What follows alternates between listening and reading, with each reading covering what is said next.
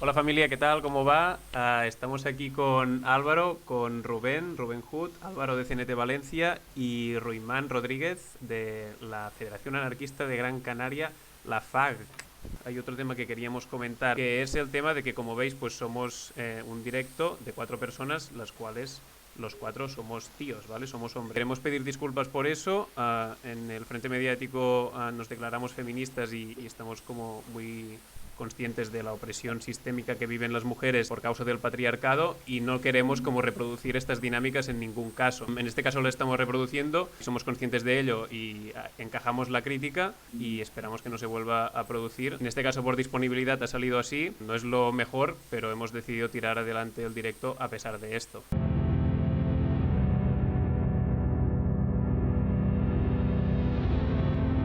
Estamos hablando de algo que sucede en torno al proyecto de la Comunidad La Esperanza. La Comunidad La Esperanza, para la gente que no lo conozca, pues es el proyecto autogestionado de viviendas más grande del Estado. Conviven actualmente más de 200 personas, son unas 76 familias y la mayoría de las personas que lo componen son menores. Iniciamos el proyecto en 2012, a comienzos de 2012. Llegamos a un acuerdo con una constructora en quiebra que estaba siendo objeto de vandalismo y demás. Y aparte tenía un proceso de embargo por Bankia. El acuerdo fue que nosotros rehabilitábamos el inmueble, pero, y aparte, dificultábamos la adquisición de Bankia de los propios 4 bloques de viviendas que componen en total La Esperanza, pero que a cambio nos tenía que dejar realojar a familias sin recursos. Y así empezamos, de las primeras 20 familias a las 76 con las que se acabó terminando de completar todas las viviendas. Trasladamos ahora a 2015, yo estaba viviendo en La Esperanza en ese tiempo, ayudando a terminar de completar la ocupación. Quedaban 5 viviendas. Salí de la comunidad, me disponía a ir a mi puesto de trabajo como auxiliar de enfermería. Y entonces, cuando estoy en la parada de guagua, se para un coche sin ningún distintivo delante mía, se bajan 2 personas de paisanos y me dicen que son guardias civiles, aunque no enseñan ninguna placa ni nada por el. Me dicen que qué hago ahí, les digo que eso, que ir a mi trabajo, y me dicen que me tienen que identificar, porque es muy raro y muy sospechoso que haya alguien en guía vestido con una chaquetilla de sanitario. Le saco mi DNI, se lo enseño, me dicen que mi cara no coincide con la foto y que no se quedan satisfechos con la imagen del DNI que les acompaña a comisaría. Y cuando entro en el cuartelillo, pues aquello se convierte en una verbena. La gente empieza, los agentes y los funcionarios o lo que fueran, empiezan a aplaudir, a vitorear. Ya cayó Ruimán, una cosa kafkiana. Y cuando me meten en la sala de interrogatorio, pues la cosa se vuelve mucho más turbia, parece un cuadro de Goya. Empiezan los insultos, todos de corte machista y homófobo que no voy a reproducir aquí, y después los típicos de odio ideológico. Hippie, rojo de mierda, piojoso, pero sobre todo, más allá del léxico florido de esta gente, hay una frase que a mí se me queda en el subconsciente que para mí es muy potente y que me indicó que yo estaba haciendo lo correcto. Tú eres un anarquista, ¿no? Pues ¿qué haces en guía metiendo aquí a familias de gitanos y a chusmas cuando deberías de estar en Las Palmas quemando cajeros y contenedores? Es decir, a la propia Guardia Civil le interesaba más que yo encajara en el arquetipo del anarquista que ellos han dibujado que no que estuviera con las demás abajo. Se me ocurre contestarle en un arrebato de ingenio a la gente que yo estoy echando una mano, no son ninguna gentuza, que gentuza son los poderes políticos y financieros que ellos defienden. Pues fue decirle eso y se produjo la primera bofetada. Y ahí empieza la sesión de tortura. Codazo, rodillazo, se me tira del pelo, se me dan repetidos golpes en la espalda y finalmente pues la sesión de estrangulamiento.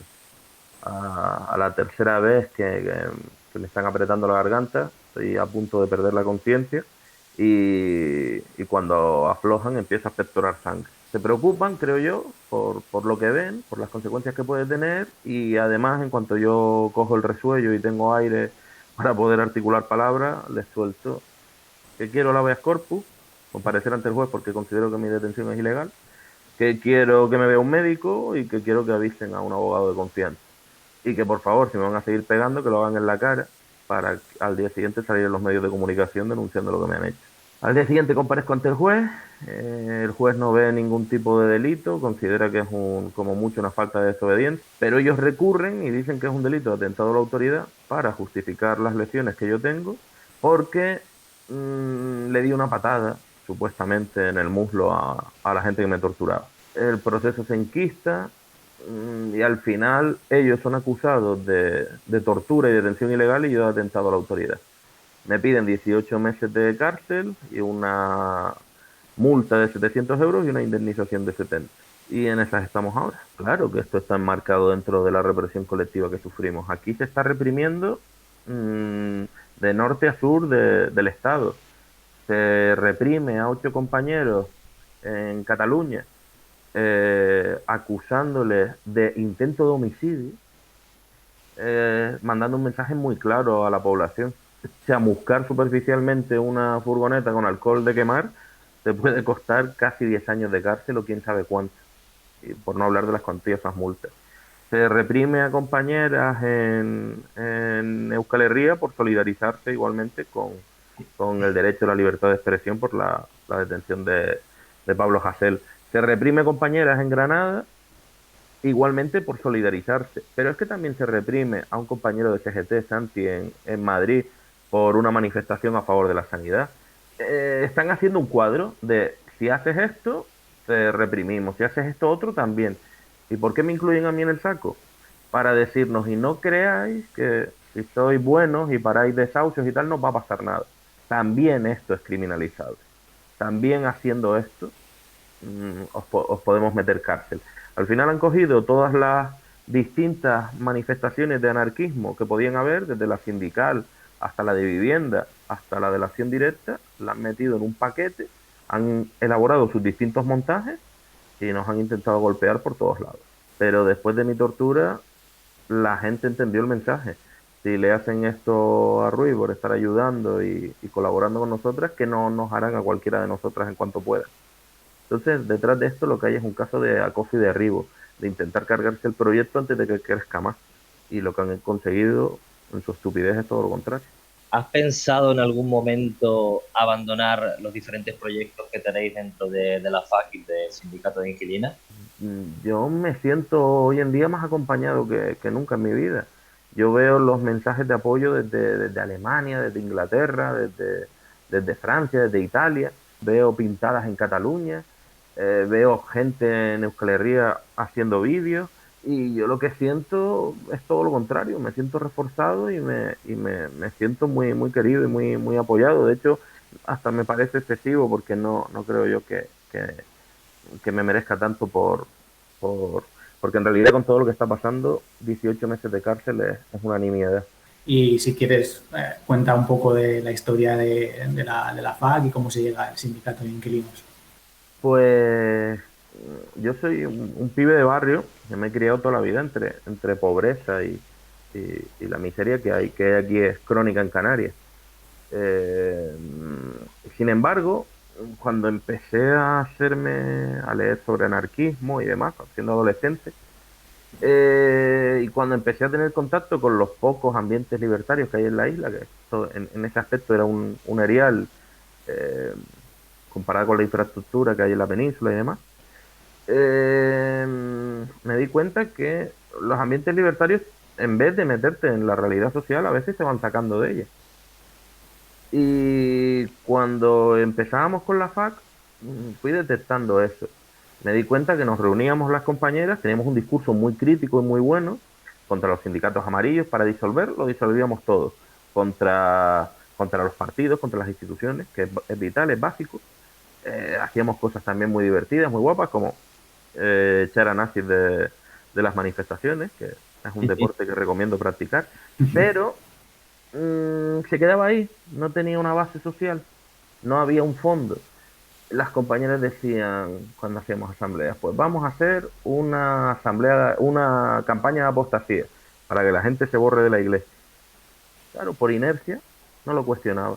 Vamos a hacer una campaña contra los transgénicos. Está muy bien, pero no se acompañaba con una realidad práctica. Y en una de estos reparticiones de propaganda, porque se habían sacado flyers y estábamos repartiendo, pues un compa y yo nos acercamos a un señor y le dimos uno, como estábamos dando montones en la calle. Y cuando vimos que el señor, con nuestro panfleto en la mano que decía no comas transgénico, pues se dio la vuelta, se acercó a un contenedor de basura, lo abrió y empezó a sacar comida descompuesta de la basura. Nosotros le estábamos diciendo no comas transgénicos a una persona que no tenía ningún tipo de opción alimentaria. A mí para eso me supuso un choque, un antes y un después. Surge un profundo debate en la FAC y la primera escisión, la primera vez que un grupo de gente de la FAC decide irse porque vamos a desarrollar un anarquismo que no es el que ellas querían. Ocupamos un huerto y una parte de la federación quería destinar lo que se ocupaba al autoconsumo para ahorrárselo en huertos ecológicos y otra parte de la federación queríamos ir a los barrios más golpeados, compartirlo con las vecinas e invitarles a obtener su propio alimento. Y para mí, después de ese choque, es cuando nace la verdadera FAC. La FAC que se mete en vivienda, la FAC que se mete con sus vecinas, la FAC que se mete en migración, la FAC que se mete en la realidad. Es cuando nace la FAC del anarquismo de barrio. Y ese proceso para mí ha sido un momento muy, muy bonito en mi vida, porque es cuando de verdad me he dado cuenta que la anarquía funciona, que la anarquía es práctica, que la anarquía le cambia la vida a la gente, que una persona valiéndose de la acción directa, el apoyo mutuo, sin darle ese nombre, sin ni siquiera saber lo que es la anarquía, de repente tiene al día siguiente sus necesidades cubiertas y que también sirve para demoler mucha mierda impuesta. Yo he visto a vecinas con unos argumentos racistas muy feroces en unos años protagonizar vídeos hablando contra el racismo. Y lo he visto porque se ha ido demoliendo poco a poco toda esa mierda que nos han inoculado dentro. Les he visto que no tenían quien podía recoger a sus hijos del colegio y sin embargo la vecina magrebí de abajo iba y lo hacía. Les he visto que acababan de llegar a la ocupación y no tenían nada y la familia colombiana que hace olla común invita a esa familia y le dice ven aquí, tómate algo con nosotros. Y con la práctica cotidiana hemos conseguido Qué mucho más que bonito, tío. con un libro. Esto me recuerda que una vez entrevisté a una compa antifascista de Sabadell, de la Obrera, y me dijo un poco esto en la misma línea, ¿no? Que al final uno de los antifascismos más potentes que ella veía era esto, el tejer redes y el tejer comunidades fuertes en la que, ok, tú a lo mejor por la tele estás viendo que te dicen que aquí los migrantes vienen a robar, a delinquir y tal, pero si después por la tarde vas a un sindicato de vivienda o una red de alimentos o a una escuela popular abierta y tejes estos vínculos de amistad y de cooperación con otras personas, que es lo que te han dicho por la tele, que te vienen a robar y te vienen a delinquir, pues después lo verás en la tele o te lo dirán en los periódicos, pero no te lo creerás porque tú ya tendrás esos vínculos creados y verás que esto pues, que eso pues es una mentira, ¿no?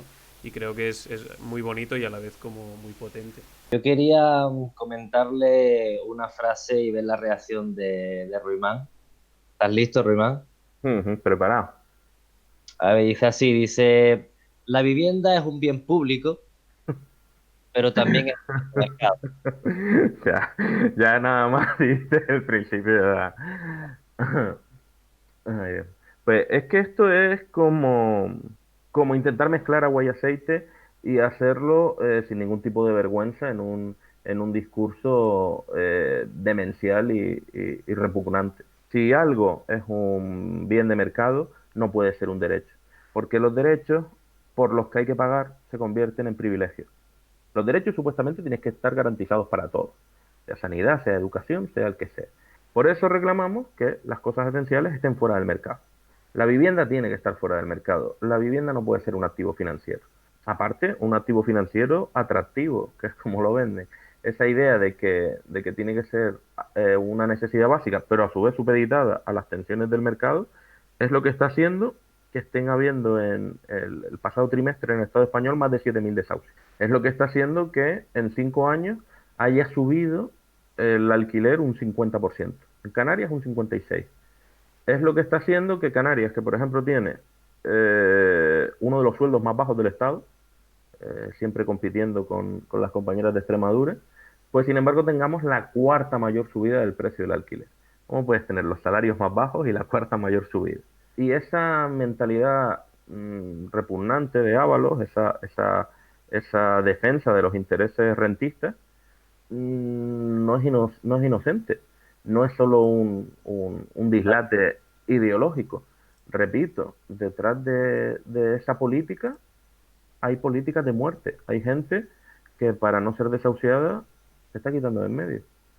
Hay gente que para que no le quiten a sus hijos por no poder pagar el alquiler, está viéndose obligada a realizar trabajos de explotación de muchísimas horas que acaban costándole la salud.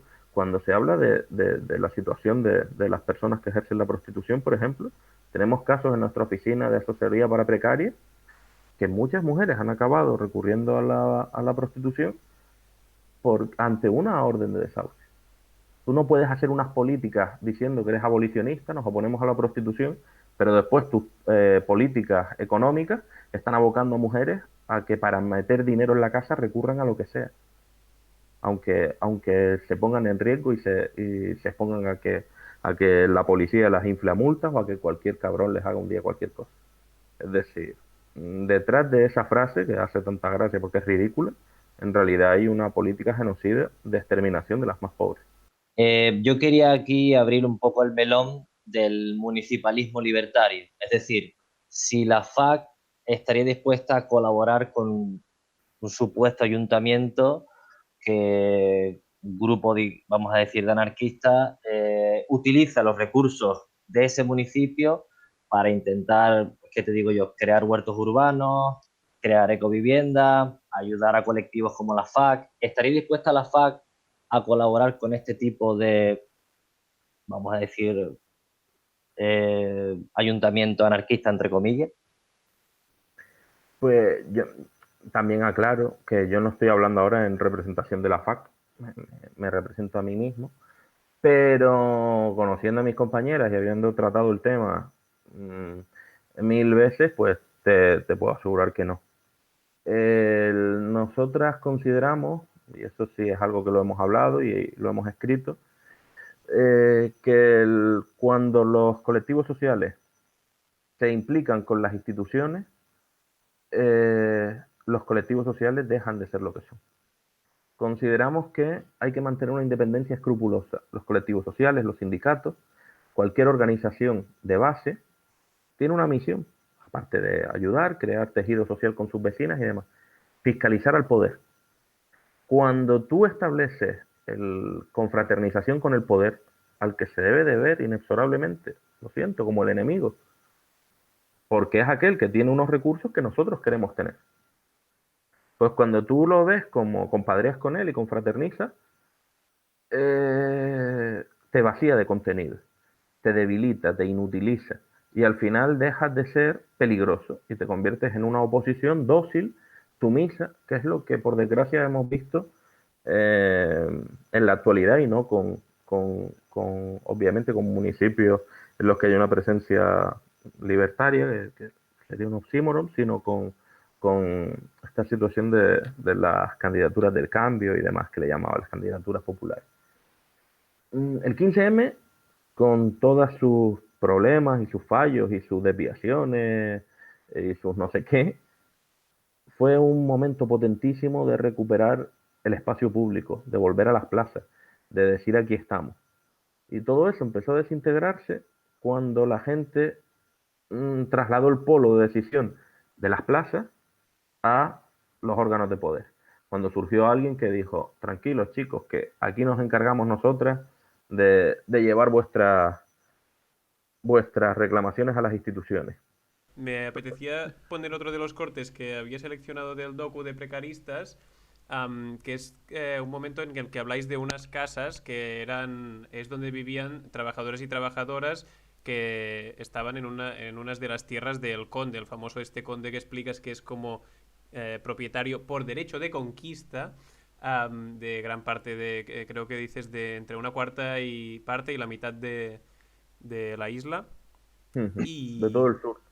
Y se encuentran en una situación que después de estar toda la vida trabajando para el conde, cuando la empresa quiebra y por lo tanto ya no sigue la explotación agrícola, ellos vivían en estas casas, llegando a un acuerdo con el conde que a cambio de su trabajo les permitía vivir aquí, pues ahora el conde ya no le interesa. Quiere echarlos de aquí para dedicarse a la especulación inmobiliaria. Supuestamente esta zona ha sido declarada zona industrial y quiere hacer una nave industrial. Y esa jodida nave industrial pues vale más que la vida, el techo y la seguridad y el bienestar de estas 63 personas. Nada, lo que me vino a la cabeza cuando lo veía es, en plan, tan claro es que si estas personas y estas familias durante todos estos años que habían trabajado para el conde los hubieran dedicado a crear una forma de vida y de subsistencia con sus propias manos, el día que el conde se hubiera ido o las decisiones del conde de, hacer de lo que quiere hacer con su vida y sus tierras les hubieran sido completamente indiferentes. O sea, al nivel al que nos crea dependencia esta mierda de sistema capitalista que nos somete al trabajo asalariado, es brutal y lo sabemos, pero me pareció como muy claro este ejemplo, ¿no? El sur, en esa zona concreta, eran antiguas plantaciones de tomate. Las personas como Doña Ana, que sale en el documental, desde los 12 años están trabajando para el conde. Se levantaban a las 6 y terminaban de trabajar a las 9 o las 10. Menos cuando era zafra, que terminaban de madrugada. Dormían 4 o 5 horas y volvían a trabajar. Niños. Así están 30, 40, 50 años. ¿Y dónde los tienen viviendo? Pues en barracones, chabolas, cercanas a la plantación, para evitar que se vayan de allí, para evitar que se trasladen y busquen otras opciones de vida mejor. Montan unos barracones cercanos a las plantaciones que registran, no como viviendas. Todavía en el registro de la propiedad, esos barracones aparecen como cuartos para animales. Viven allí en un principio cerca de 100 personas. No son viviendas unipersonales, son viviendas separadas, son prácticamente solo 4 o 5 chozas en las que se hacinan 20 o 30 personas separadas por cortinas. No hay un baño individual, sino un baño en el centro del patio, donde todo el mundo va a hacer sus necesidades en un agujero negro, una fosa séptica. Y esas son las condiciones de vida que tienen. Cuando el conde considera que el tomate ya no es rentable, abandona las plantaciones y invierte en el boom turístico, que es a partir de los 70. Se empiezan a crear los hoteles, se empieza a crear toda esa estructura del hormigón y estas familias quedan ahí abandonadas, en las que ya ni siquiera muchas veces viven ellos, sino sus hijos o sus nietos que han seguido viviendo en esos barracones en los que nacieron y se criaron. Entonces, aunque es verdad que si hubieran invertido todo ese tiempo en trabajar para esta sanguijuela, lo hubieran podido invertir en ellos, ¿qué cambio hubieran dado? Pero a su vez, por mucho que haya una explotación capitalista, la solidaridad y la autonomía sabe cómo abrirse paso. No, es como una corriente subterránea que por mucho que la jodas, siempre sabe cómo emerger. Esta gente con el paso del tiempo empezó a parcelar las viviendas, a convertirlas en viviendas individuales. Esta gente con el paso del tiempo empezó a poner baños en cada una de las casas. Esta gente con el paso del tiempo empezó a habilitar esa zona. No tenían agua y luz, no se les ponía si era con una autorización del conde, y el conde ya no se la ponía. Pues los vecinos vieron cómo poder pasarse agua de unos a otros. Y hoy en día, con todo lo que implica y lo que significa, porque representa la mayor vergüenza de cómo nos ha tenido viviendo la aristocracia española y canaria en este suelo, es para mí uno de los proyectos más bonitos que hay de vivienda que tenemos aquí en Canarias. Y a mí me encanta ir a los barracones porque es volver a una Canarias que ya no existe y es verla viva en su esencia y es ver cómo esa gente sigue viviendo exactamente igual que lo hacían con muchas más mejoras, pero quiero decir, en un enclave y en un entorno y con las mismas relaciones y sinergias de solidaridad. Tengo una pregunta del chat de Javi que dice: buenas, dirigiéndose a ti, Ruimán, ¿qué ideas darías a colectivos del resto del Estado donde el movimiento popular va unos pasos detrás para empezar algo similar? Bueno, no, aclaro primero que no nos gustaría dar lecciones a nadie porque lo que hemos aprendido nosotras ha sido después de caernos 1000 veces y de meter la pata 3000. Es decir, no somos nadie para decirle a nadie cómo actuar, pero sí quizás podamos explicarles cómo lo vemos nosotras, cómo nos gustaría que la cosa se desarrollara y cómo lo hicimos nosotros. Lo primero es hacer un análisis de la situación, reunirte con el colectivo, la gente más cercana que tenga, y hacer un análisis de la situación de tu zona. Quizás no en todo el estado el problema sea la vivienda. Tienes que coger, hacer ese análisis con tu gente y después de detectar cuál es el problema más acuciante de tus vecinas, estar dispuestas a desarrollar las tácticas y sobre todo la estrategia necesaria para resolverlo. Dejar de hacer un anarquismo para anarquistas y empezar a hacer un anarquista para la gente. El anarquismo es demasiado importante para dejarlo solo en manos de los anarquistas.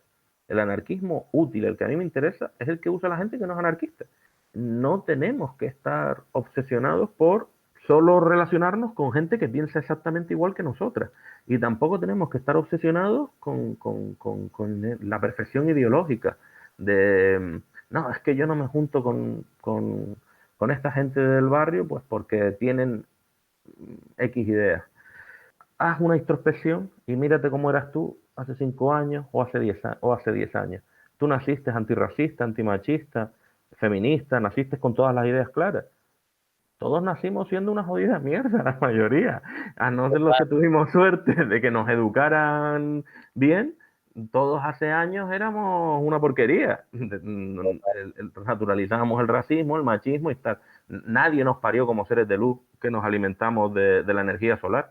No, todos hemos hecho 1000 porquerías y hemos dicho 1000 burradas, porque nos educan para eso. Y sobre todo escucha y aprende, porque tenemos mucho la obsesión, que es algo que también repito yo mucho, de hay que despertar al pueblo. Capullo, mira a ver antes si el que está dormido no eres tú.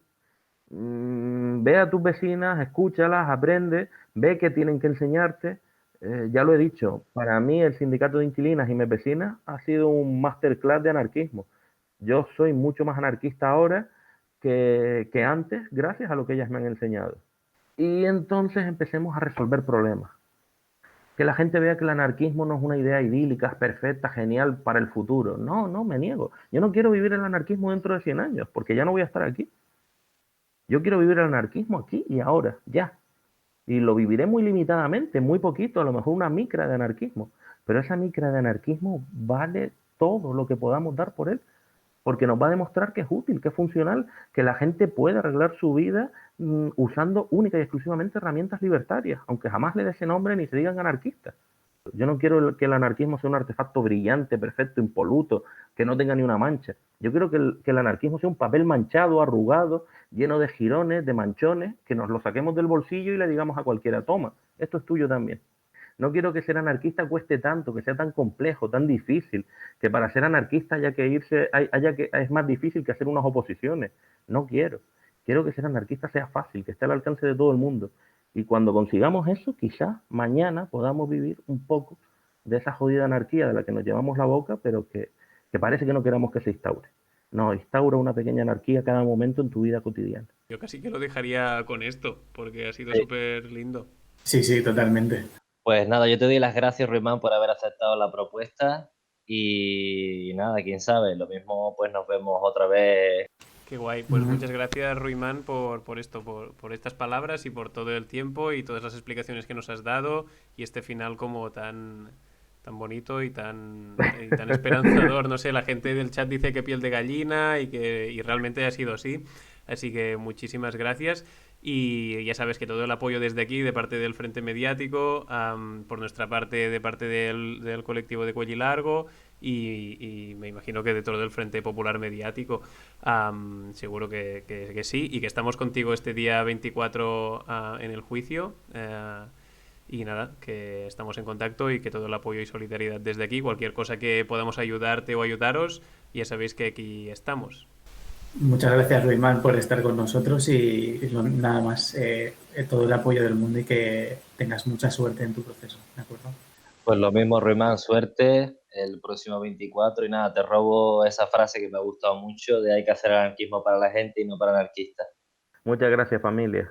Me embarga que la gente se esté portando tan bien. Pero repito, 18 meses con todo lo que está pasando de cárcel es una nimiedad.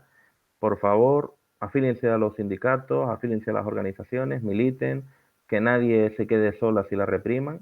y suscríbanse a, bueno, no sé si esto se suscribe o cómo va, pero sigan sigan a estos compañeros y apóyenlos porque hace falta crear medios alternativos porque si no nos comen la tostada. Un abrazo grande a los tres, a todos los que nos están oyendo y muchas gracias por dedicarle este pequeño espacio a un matado como yo que no hago nada del otro mundo.